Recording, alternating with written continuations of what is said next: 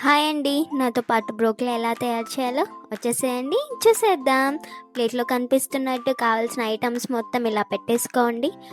ప్యాన్లో కావాల్సిన ఆయిల్ తీసేసుకొని దాంట్లో ఐటమ్స్ మొత్తం వేసి ఒక 5 మినిట్స్ వరకు ఇలాగే పింకిష్ వచ్చే వరకు కాగనివ్వండి.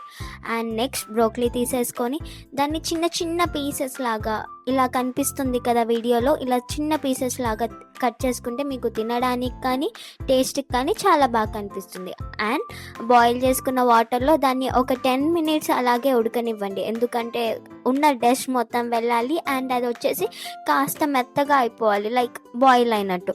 అండ్ ఇప్పుడు కాగపెట్టుకున్న పింకిష్ వచ్చిన తర్వాత వాటిని తీసి ఇలా మిక్సీకి వేయండి. అండ్ మర్చిపోకండి కొద్దిగా పసుపు అండ్ కావాల్సిన మటుకు కారం. మీరు స్పైసీగా తింటే కొద్దిగా ఎక్కువ వేసుకోండి, అండ్ లేదు నాకు నార్మల్ అయితే నార్మల్గా వేసేసుకోండి. అండ్ వీడియోలో కనిపిస్తున్నట్టు పెరుగు కూడా వేసుకోండి, ఎందుకంటే అది స్మూత్ ఇవ్వడానికి చాలా బాగా వర్క్ అవుతుంది. సో ఇలా స్మూత్గా వచ్చిన తర్వాత అదే ప్యాన్లో కాస్త ఆయిల్ వేసేసుకొని మనం ఉడకపెట్టుకున్న బ్రోకలీని కాసేపు వేయించండి, ఎందుకంటే అది కొద్దిగా క్రిస్పీ రావాలి అండ్ కొద్దిగా బ్రౌనిష్గా, లైట్ బ్రౌనిష్గా ఉంటే మీకు తినడానికి కూడా చాలా బాగుంటుంది. ఇది నేను ఫస్ట్ టైం చేశానండి, బిలీవ్ మీ ఆర్ నాట్, చాలా అంటే చాలా బాగా వచ్చింది. అండ్ ఇలా బ్రౌనిష్గా కొద్దిగా లైట్గా వేగిన తర్వాత సరిపడా ఉప్పు వేసి దాంట్లోనే పక్కకు పెట్టుకొని ఆయిల్ వేసేసుకొని స్పైసెస్ ఉంటాయి కదా, సో టేస్ట్ కోసం కొద్దిగా స్పైసీనెస్ కోసం ఇవి వేసేసుకోండి.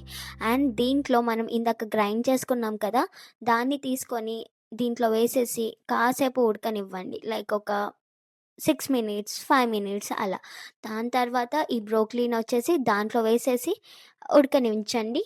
ఆల్మోస్ట్ మీ కర్రీ అయిపోయినట్టే. అండ్ నెక్స్ట్ సరిపడా ఉప్పు వేసేసి దాంట్లో కొద్దిగా కర్డ్ వేసేసుకోండి. మీ దగ్గర కానీ కస్తూరి మేతి ఉంటే అలా లాస్ట్లో అలా వేసేసుకోండి. అండ్ నిజంగా మీరైతే నమ్మరు, చాలా అంటే చాలా మంచి స్మెల్ వచ్చేసింది. అండ్ ఇలా కాసేపు కొత్తిమీర వేసుకొని అన్న తర్వాత ఇదండి మీ అవుట్పుట్. ఎలా ఉంది? మీకు ఇది నచ్చితే లైక్ చేయండి, షేర్ చేయండి, సబ్స్క్రైబ్ చేయండి. అండ్ నెక్స్ట్ వీడియో ఏది చేయాలో కూడా కామెంట్లో చెప్పేసేయండి.